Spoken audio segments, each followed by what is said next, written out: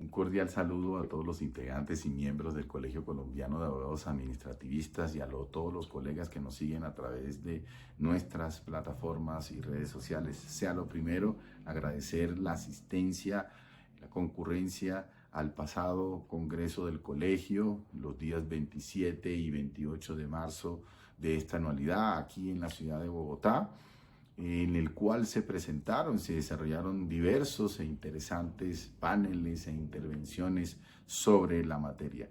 La tarea del colegio siempre será promover el análisis académico y las reflexiones jurídicas. Por esa razón, en esta oportunidad proponemos desarrollar la presente inquietud que parece obvia, pero ya veremos que no lo es tanto. ¿Es susceptible de control judicial?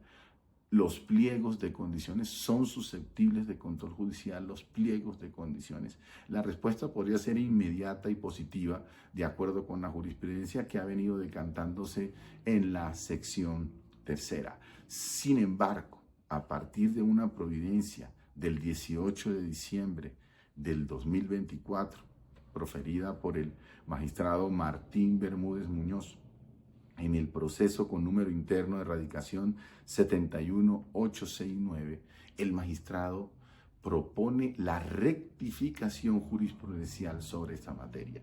Es decir, propone que los pliegos de condiciones no sean susceptibles de control judicial, reduciendo el control judicial de la actividad precontractual del Estado a la adjudicación del contrato o, en su defecto, a la declaratoria de desierto. El argumento central del magistrado es considerar que los pliegos de condiciones son actos de trámite, no son actos definitivos y por ende no son actos administrativos. Y me permito repetir este asunto porque creo que llegamos al meollo, al nudo gordiano de la discusión, y es que el magistrado considera que el control judicial es sobre actos administrativos y los actos administrativos tienen el carácter de definitivo. Por ende, los que no son definitivos sino de trámite no están dentro del grupo de actos administrativos y por tal razón no son susceptibles de control judicial. Para demostrar y explicar su posición, el magistrado trae a colación una aclaración de voto proferida por él mismo en un proceso anterior, la cual contiene los siguientes tres principales argumentos. El primero, reiteramos, los pliegos de condiciones son actos de trámite, no son actos definitivos y por ende no son susceptibles de control judicial. El magistrado explica incluso que los pliegos de condiciones no son actos definitivos en la medida en que pueden ser susceptibles de modificaciones y adendas e incluso resalta que pueden llegar a ser inaplicados. Entendemos que por la ineficacia, por la propia entidad estatal. En segundo lugar, el magistrado trae unos argumentos a consideración desde el punto de vista procesal y son bastante interesantes porque en su opinión, el artículo 137 y 138 del CEPAC, que consagran los medios de control de nulidad y nulidad y restablecimiento del derecho respectivamente, son o se dirigen y son instrumentos para controlar actos administrativos, y volvemos al mismo punto, no pueden ser utilizados para controlar actos administrativos de trámite, sino actos administrativos que tienen el carácter de definitivos. Y adicionalmente, el magistrado hace una distinción entre el artículo 87 del CCA, que según su opinión sí permitía el control, digamos, ampliado de la actividad contractual, porque ese artículo en su inciso segundo señalaba que era susceptible de control los actos proferidos antes de la celebración del contrato con ocasión de la actividad contractual. Contrario sensu, el artículo 164, particularmente el literal C, el numeral segundo, señala que cuando se pretenda la nulidad o la nulidad y restablecimiento de los actos previos a la celebración del contrato, así lo señala, el magistrado concluye que el legislador quiso darle un giro al control judicial, porque en el CCA había un control, si se quiere denominar, ampliado, extenso sobre la actividad contractual, y en el CEPACA es específico sobre los actos previos. Y según él, los actos previos son o la adjudicación o la declaratoria de desierto.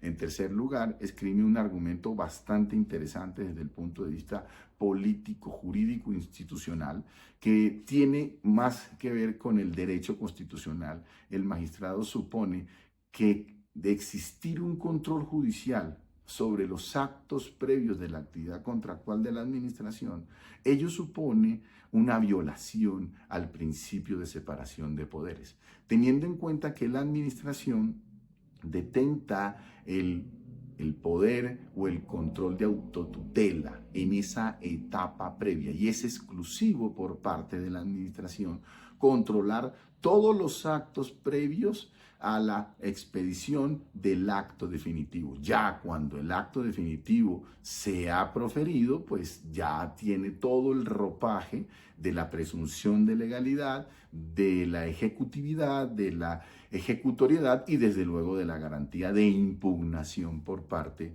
de los ciudadanos. De tal manera que, según el magistrado, si se continúa con la tesis del control judicial sobre los actos previos, en particular en los pliegos de condiciones, ello supondría, repito, una inobservancia, una violación del principio de separación de poderes establecido en el artículo 113 de nuestra norma de normas.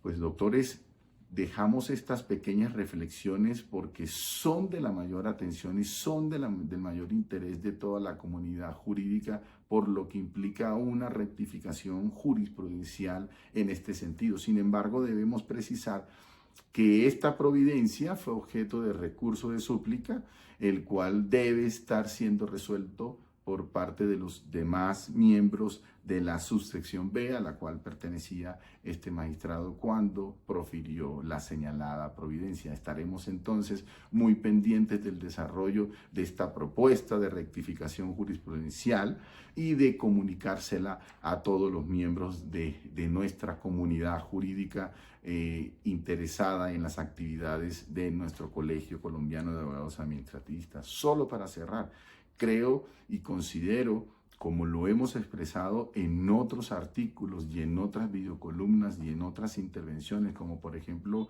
la recientemente compartida sobre los actos de revocatoria directa, que la discusión en el fondo está en la dogmática y en la teoría general del acto administrativo. ¿Qué es acto administrativo y qué no es acto administrativo? Si se supone que el acto administrativo necesita o requiere ser definitivo, estaríamos entonces descartando los actos de trámite, incluso también los actos de ejecución, y no tendrían esa connotación de acto administrativo. Y por ende, es el fundamento, es el argumento principal para poder sostener y concluir que no son susceptibles de control judicial. Espero, doctores y amables colegas, haber sido lo suficientemente claro y haber dejado esa inquietud en ustedes para que estén totalmente actualizados y para que puedan tener cualquier fundamento y opinar sobre esta materia. Nos vemos en una próxima oportunidad. Que tengan un excelente día.